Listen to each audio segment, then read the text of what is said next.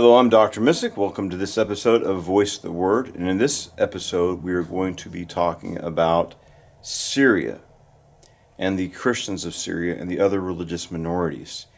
And this is something we need to pray about because the religious minorities, the Christians and the other groups in Syria, are under attack, under deadly attacks. Jesus was an Aramaic-speaking Jew of the Middle East, and the Assyrians are Aramaic-speaking Christians in the Middle East who have endured persecution for over 1,000 years. Join Voice of the Word Aramaic Bible teacher, artist, and author Stephen Missick as he examines the Bible through the ancient languages, peoples, lands, cultures, and times in which it was first revealed. Research the Scriptures, rescue persecuted Christians, and restore the Church to its Semitic roots. And now, Voice of the Word. It looks like the Patriarch of the Assyrian Church of the East, Mar Awa, is staying very active recently. He's been on a whirlwind tour around the world, and actually got to meet and speak with him when he was in the Houston area, but he's traveling to almost every Assyrian community. I think he had to counsel on one, but only one, across the United States, and now he's doing a tour through the Middle East as well. And there used to be a substantial Assyrian Christian community in eastern Syria, which has been almost virtually completely depopulated. I'm sure there's still some Assyrian Christians there, maybe in the city of Hasaki, but they had 30 or so villages from Hasaki all the way up to the border, and of course with Turkey. And I've been there, but very few people are left, and all that property and farmland the Assyrians had there, the Assyrian Christians, has been abandoned, and it's probably going to, the Kurds are probably going to try to confiscate the Assyrian property, and that's something I think we need to deal with. I don't think we should just sit back and let these things happen. We cannot allow ethnic cleansing and genocide to be successful, so we have to step up and fight back. But Mar Awa went and met with Patriarch John X Yaziji, who's the patriarch of he's the patriarch of Antioch, and Antioch is very important because it used to be a part of Syria.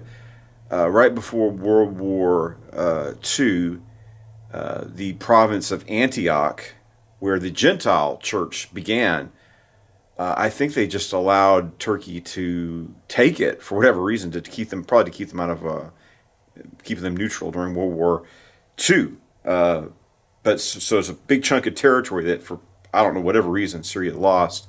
But what we're facing is the possibility of Syria fracturing into different countries. But now back to Patriarch Yaziji. Antioch. In the Bible, Antioch is where people are first called Christians, and where you start seeing a large movement of non-Jews embracing Christianity. So this is a very pivotal place. According to the Bible, both Peter and Paul went to Antioch and preached, and the tradition is that Peter was there for a long amount of time. So the patriarchal see of Antioch is very important.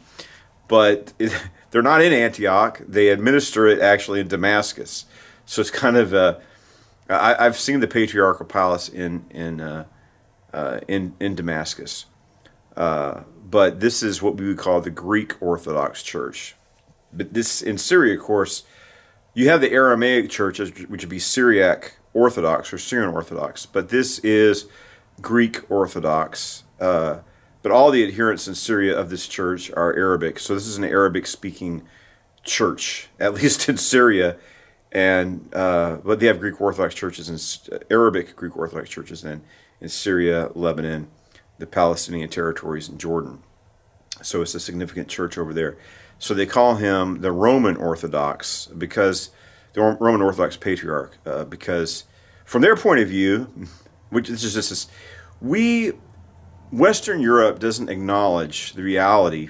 It's kind of strange that the Roman Empire's capital was moved from Rome to Constantinople, and that was the Roman Empire, the Eastern Roman Empire. But we don't want to view it as legitimate or authentic, or people in the West don't. So they call it Byzantium, which is it was never called Byzantium or the Byzantine Empire.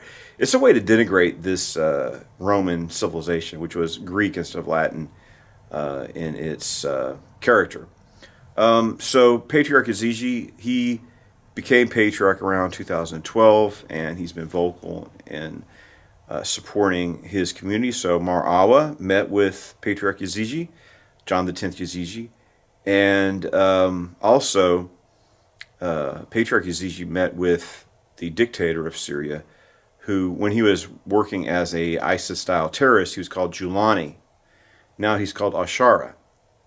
But I'm very concerned about Syria under this new dictator because all we've seen since he's taken power is massacres of Christians. And when he first seized power, he's taken reprisals against people who belong to the religion of the former dictator of Syria, the Alawite Assad regime. And so they're taking reprisals and they're killing Alawites and Christians along the coast near Latakia. Then we have the church of the prophet Elijah in Damascus blown up. And then we have the killings of the Druze in the southern Syria. All these places I haven't been to Latakia, but many of these other places in Syria I have been to, including the south. And so Christians are being massacred along with Druze. Horrific ISIS-style atrocities.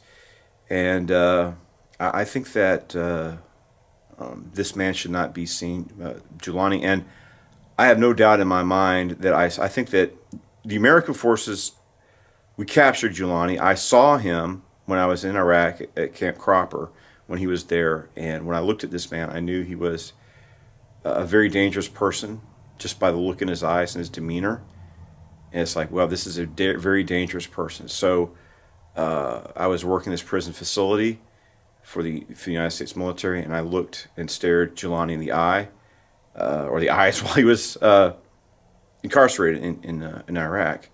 And I think he was released by mistake, and there was like over $10 million reward until he seized power in Syria. So people are concerned that Syria could fracture. Now, what happened after World War I? Syria became a French mandate, and they divided Syria into different states. You had an Alawite state. You had Antioch, which eventually the Turks took. Lebanon was a Maronite state, and you had Jabal Druze, a Druze state, and the rest of it, the Kurdish and Sunni Arab region. Well, you had the state of Damascus, but then you also had the state of the Kurdish region would have been the state of Aleppo. So it was united as Syria, but they gave Lebanon independence. And Lebanon still has a significant Christian minority now, unfortunately, because Palestinian refugees went and they changed the demographics when refugees fled into Lebanon. And you finally had a slight Muslim majority. And once that happens, you descend into civil war, inevitably, as Lebanon. Lebanon still has not. I've been to Lebanon several times. I love Lebanon. Hasn't recovered from that war yet. And there's a lot of Hezbollah control in Lebanon. So along the coastline, and I had this book. I got it right here. This is the Syriac Clementines, Pseudo-Clementines, which is the story of Peter evangelizing Syria. And here we can see the Aramaic manuscript. And there's two versions of, this is written by early Jewish Christians. You have two versions of a lost book. In my version of the book, I called it The Lost Acts of the Apostle Peter according to the Ebionite Jews. And that book is lost, but there's two versions that have survived. One's called The Recognitions of Homilies, the recognitions of Clement, and which is what this is, the Aramaic edition, the recognitions of Clement, and then you have the homilies of Clement. And I think the homilies of Clement survived in Greek, and they believe the work was originally written in Greek, but it was translated into Aramaic. And anyway, it describes Peter evangelizing Syria. So it's a very important and ancient work that gives us perspective into early Christianity. So the thing is, this is amazing. You have two sects. Both of them developed around the year 1000 or so. The Alawites, they both believe in reincarnation. Along the coastline, you have the Alawites, and they believe, this is kind of, they're Islamic sects. I think the Druze no longer consider themselves Islamic, but the Alawites would not be recognized as Islamic by Muslims, but they identify themselves with Islam. But they perform the Mass in certain services, in ceremonies they perform. So it's a hybrid religion of, I guess, ancient paganism mixed with Islam mixed with Christianity. You have the Alawite religion. And they're Trinitarian, but they don't believe in the divine Trinity of the Scriptures. They believe that the supreme God was incarnated as Muhammad's son-in-law, Ali. And they believe that the sky is a manifestation of Ali, and that the sun is a manifestation of Muhammad, and the moon is Muhammad's scribe, Solomon the Persian. That's their divine trinity. Ali, the supreme God, and then Muhammad, and then Solomon the Persian. So, and they believe in reincarnation as well. That's the Alawites. And the French were going to give, they're going to create an Alawite independent nation. And the Alawites served in the French military in Syria. And not surprisingly, just like within 20 years after the French left Syria, the Alawites took over the government through the military coup. And they remained in power for a little bit over, about around 50 years. So in the south of Syria, there's a mountain called Jabal Druze, the mountain of the Druze. And the Druze believe that a Muslim caliph in Egypt, Al-Hakam, who was he's the mad caliph, crazy person, but they believe that he was actually God incarnate. And this is also a mystical religion. And they believe in the Old New Testament, the Quran, and their own scriptures. I think it's called the Epistles of Wisdom. But both of these groups, the Alawites and the Druze, are very secretive. And there's around 200,000, a little bit less, Druze in Israel. And I was kind of surprised. I was looking at the Israeli Knesset has 120 members, and about 10% are Arab Israelis, even though the population of Israel is 20% Arab Israelis.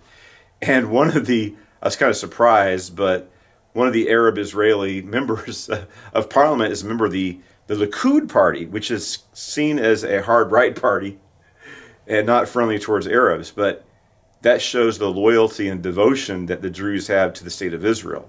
So they're very, very patriotic. So what's going on right now is, what was going on is the Druze were being slaughtered by henchmen of the dictator of Syria. But the Israelis sense an important, they have a large demographic group of Arab citizens that are loyal to the state of Israel that, you cannot allow their compatriots, in Syria. Israel has national interest in the Druze population, since it has a loyal Druze population. So Israel's not going to just sit back and watch, while we have genocide committed against the Druze. So if, at this point, I think they need to phase Giuliani, the dictator of Syria, out. He's got to go. He's committed too many atrocities, slaughtered too many Christians, and he's got to go. He's got to go. He cannot be allowed to preside over that country. Now, when he took over, to be recognized, he had to, we're going to have a constitution, we're call for elections. He postponed elections for 5 years. Why would he do that? To consolidate power. By the time, 5 years, it won't matter what the elections are. He'll have all the Christians and Alawites and Druze slaughtered by then. So I was talking to a friend, and she said, because things have been hard in Syria for 15 years. So she said, once the Giuliani took over, it's like all of a sudden you saw all these brand new, really nice cars around Damascus. And I said, well, that's because you got Saudis in Audis. Giuliani is a Saudi Arabian agent trying to implement a form of Wahhabism or Salafi Islam. He's an ISIS fighter. So he wants to have a Sharia law, radical Islamic states. And that's what the Saudis want. Why would the Saudis, it's like the Saudis are pressing President Trump, accept this Giuliani terrorist as let's support him. And we shouldn't, because he's shown his true colors. First off, I was talking to somebody, it's like, It's like, oh yeah, Giuliani, he was just sawing people's heads off and throwing people in acid and burning people alive and crucifying people and taking little Christian Assyrian boys and girls and ravishing them and cutting them in two. But oh, he'll be a good president now. He put that in his past. He's reformed. And it's like, are you out of your mind? A man that could participated in ISIS atrocities, you're going to recognize him as the president of Syria? Assad was bad, but this man makes Assad look wonderful. We cannot have this. We cannot legitimatize this barbarian. He might be wearing a suit and a tie, but you look at his eyes and his face. You can tell this guy is not right in the head. And I was saying, it's like, okay, why don't we just say, oh, Jeffrey Dahmer, oh, he's reformed now. Yeah, that cannibal thing, that's in his past. Let's make him a mayor. Or Charles Manson, cutting up pregnant women and doing mass murder. Oh, he's not doing that anymore. Let's make him a governor. Are you crazy? This guy cannot be legitimatized or recognized. And nobody in Syria doubts, because there's evidence. When the church of the prophet Elijah in Damascus was destroyed, killing 25 people, injuring 60. One of the terrorists, they identified him in the hospital, and he's one of the workers with Giuliani himself. He's a government sent by Giuliani to carry out that attack. So, at any rate, Patriarch Yaziji went and met with one of my Syrian friends. Like, this is outrage. How dare the Patriarch John X Yaziji meet with Ashara Giuliani, the dictator of Syria? And it's like, look, I don't like Giuliani. I think he needs to be deposed. I hope he is. I hope he doesn't make it for a year. But he's in the office of president right now.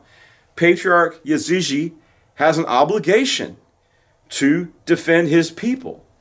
The ancient Christian community in Syria, founded by St. Paul and St. Peter, according to the Bible, according to these ancient texts I've discussed, and we have to protect that community. And if that means going before this former terrorist, maybe current terrorist, so-called president, nothing bad can come out of it. Stand up for your people. So pray for Patriarch Yaziji and the other bishops in Syria. And I think it's good that Mar Awa went to meet with him. Speaking of Saudis and Audis, check out Go Remy, or Remy at Reason Magazine. His father is Iraqi. His mother is Lebanese. He's from Virginia. I think he's a satirist. He's also a musician. And he does like spoof, satirical, musical videos, satirical videos. I think he's hilarious. And plus he also does jokes about Arabic and Middle Eastern culture. He went to Jesuit school. I don't know if he's a Syrian or what sect he. Obviously, he's Arabic. But this is Remy Munasifi. So check out his stuff. I think he's hilarious. And I am conservative, and I have sympathies with some of what libertarians say. But some of the positions that libertarians take are extremely nonsensical to me. But I have some libertarian sympathies, and I agree with them. The thing is, libertarians will not align with Republicans. They want to go against both the Republicans and the Democrats and keep independent. And it's like, okay, if there are forces in our country, which there are, that are a threat to freedoms, then I think different parties, even they might not see eye to eye on all issues, we need to stay united to defend our Constitution against secular left-wing progressives and Marxists. So libertarians are like, oh, let's legalize drugs, let's legalize prostitution. So I don't necessarily agree with everything they say, but they do champion freedom. And Remy is a libertarian, and I like some of his videos. I think they're funny. Sometimes the way the world is, you need a good laugh every once in a while. So I want to recommend his work. And in conclusion, I want to talk about another religious minority in the Middle East. In conclusion, let's talk about baptism.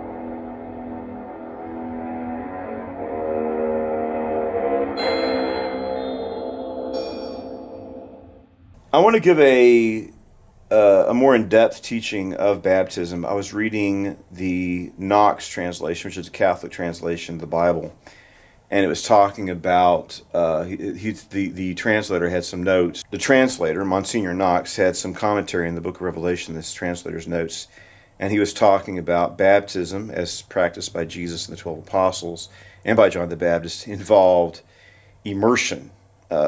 Believers' baptism by immersion. That's how baptism was conducted in the first century. So this is a Roman Catholic conceding that full immersion in running water. And the earliest texts of the Apostolic Fathers also describe that. And I can talk about baptism more in another program. But it's very interesting that in Iraq and Iran, a community of Aramaic Baptists have survived. And they spoke, these are the Mandeans. Mandean is Aramaic for Gnostics, so they are Gnostics. But just like the Assyrians, they use a form of Aramaic in their services, in their divine liturgy, and in their scriptures.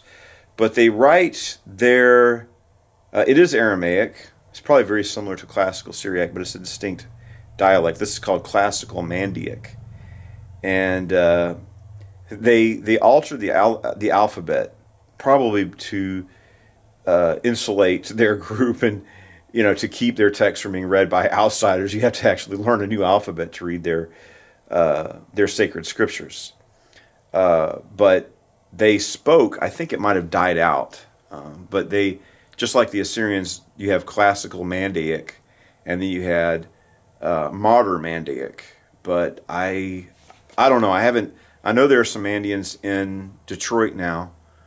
I should probably visit. I got books on the Mandeans, but I don't believe that they speak modern spoken Aramaic, Mandaic Aramaic anymore. But I want to look at their script right here because, for studying Aramaic, there's different forms of Aramaic, and this is an important one. Subject pronouns. Singular. I. Ana, You. Ant, Anat, He. Hu, She. He, It. Hach, Plural. We. Ani, You. Atun, Anatun, They. Hon,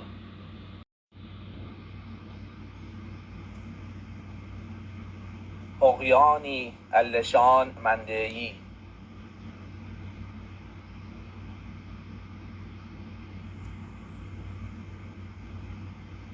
اسوط مهبی خون بهنام انا آمای قبینا ملف نخان اتحقیانی لشان مندهی که ممکدون انقرین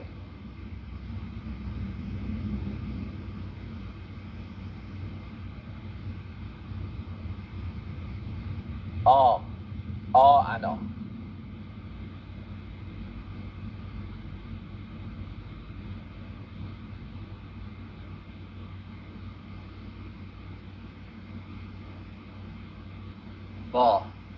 با انا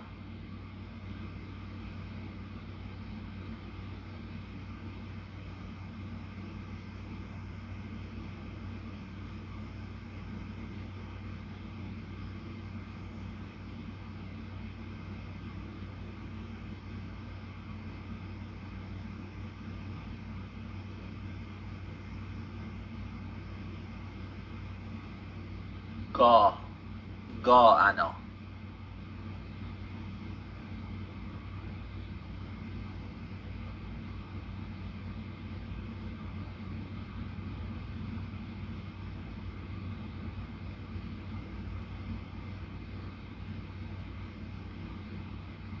دا دا انا. And I think the early Christians had to combat Gnosticism. They have their own different form of Gnosticism, a unique form, but it's still Gnosticism, and it's kind of a complicated system. But they practice. These are the descendants of the followers of John the Baptist, and they perform baptism by immersion. But in Christianity, we have, the scripture says, one faith, one Lord, one baptism. You're baptized once, when you become a Christian, you're baptized. But the Mandeans, you're baptized repeatedly throughout your life. And every time they have services, they have baptism. So I guess you could be, if you're an active Mandean participating in services, you're going to be baptized at least once a week. That's their tradition. And as evangelical, we do believers' baptism by immersion. They do baptism by immersion. But you're baptized throughout your life, from baby until you die. That's how the Mandeans, the disciples of John the Baptist, perform baptism. So I want to look at a little bit of their alphabet and their writing system, because if you're doing Aramaic studies, I think it's important to look at this ancient community. So it's a living Gnostic community.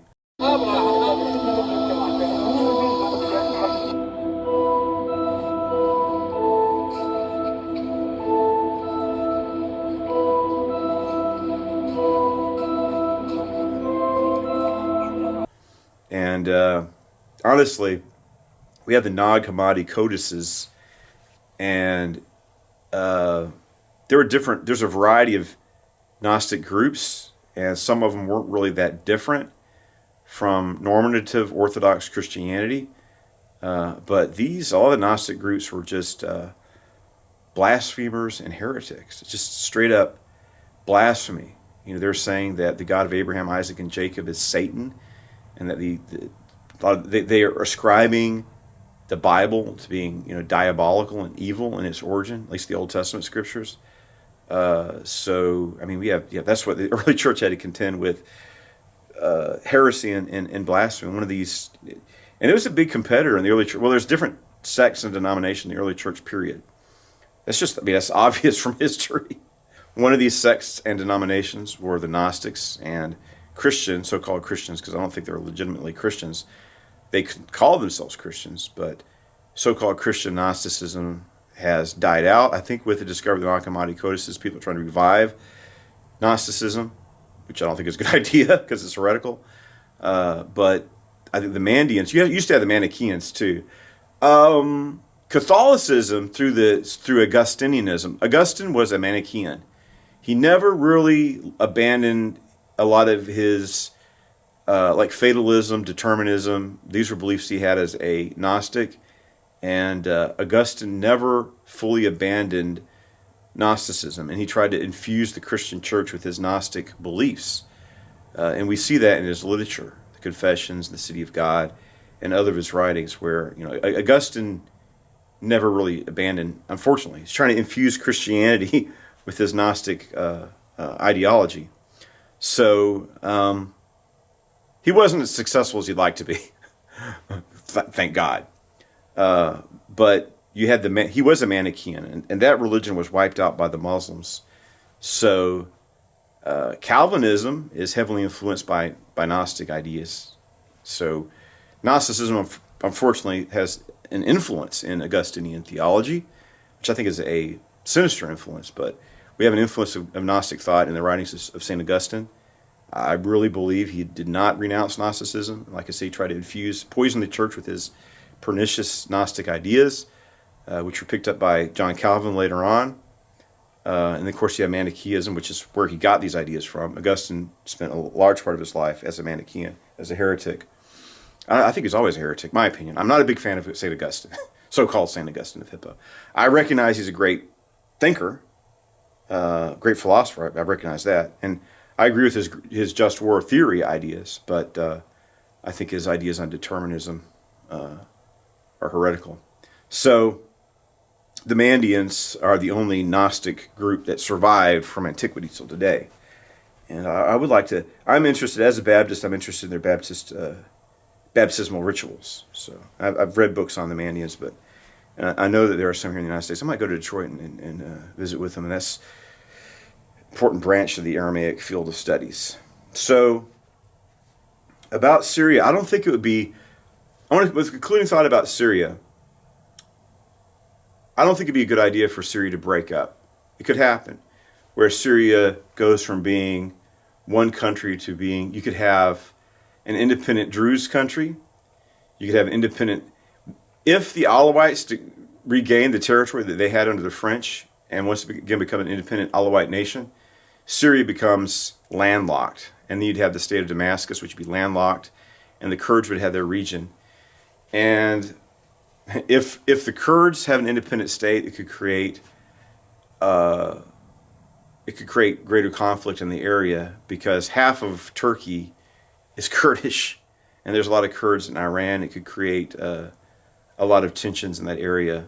A few years ago, under Trump's first term, they tried to declare the Kurds in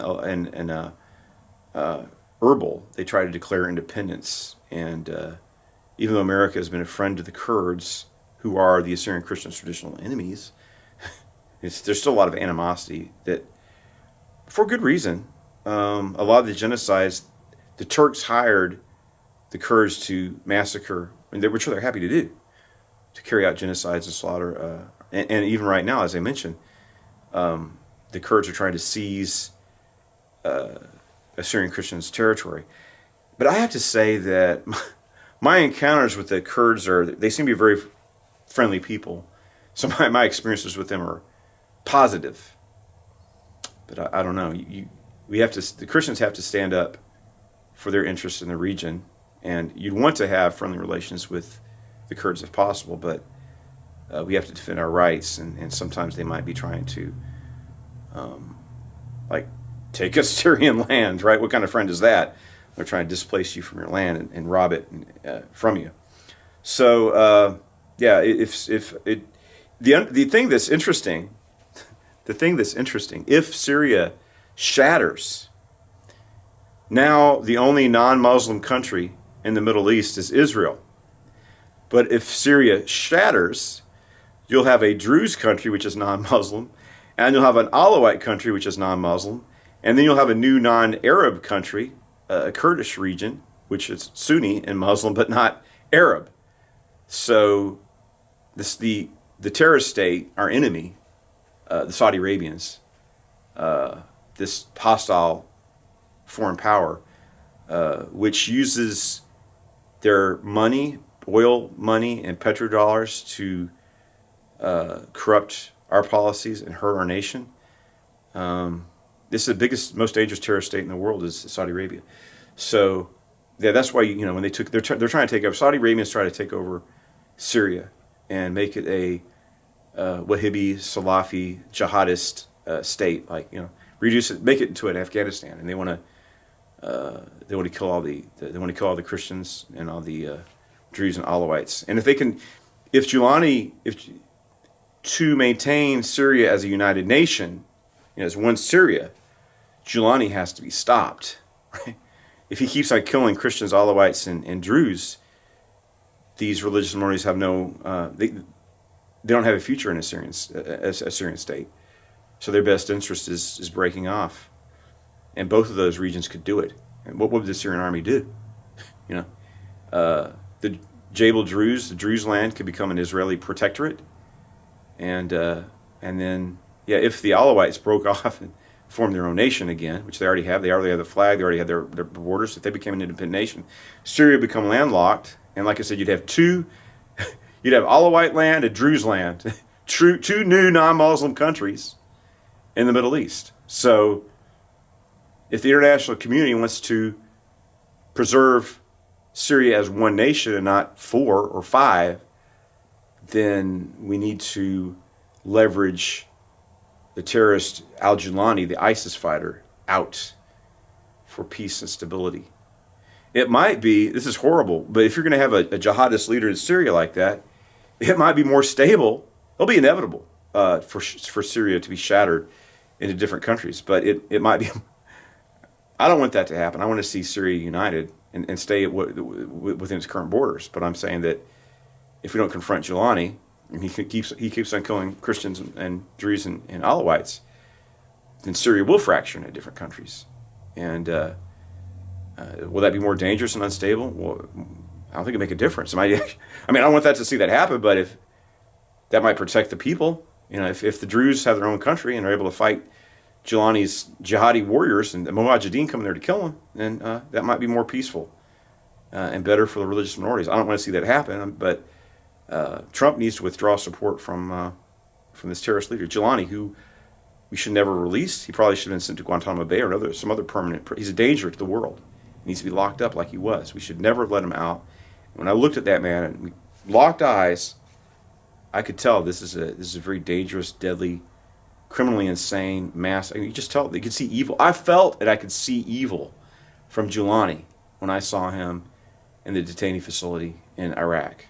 I felt the presence of evil as if it's demonic possession. I've never felt such evil from a person as I did when I saw Julani when he was behind bars. So we need to pray about the situation. I want to pray blessings on Syria. I want to pray for peace and protection of the rights of all Syrians, that they can live together in peace and harmony and have coexistence. So thank you. God bless you, and join us for the next program.